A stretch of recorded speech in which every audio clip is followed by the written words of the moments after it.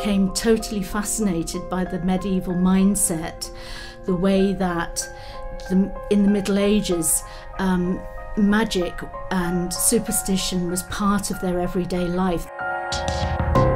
People were living caught in a world of sort of magic, superstition, fear, religion.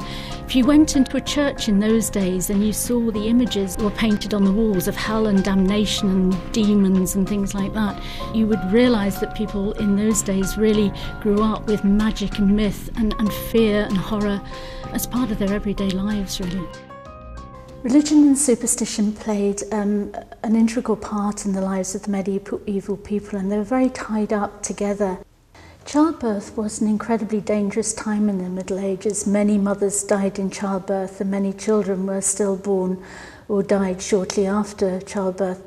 But if labour really got difficult, then they would often fall back on the folk religions and the folk beliefs that went way back before the date of Christianity.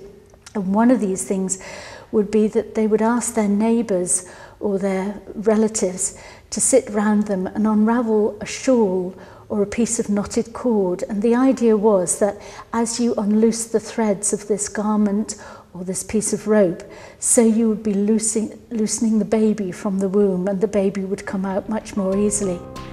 It's one of the things that I think as historical novelists that we can really do, is to give a voice to the voiceless, the ordinary people of history, not necessarily the kings and queens. It's these people who are written out of history that we can, as historical novelists, give their rightful place in history and give a voice to them and make them heard for the first time, really.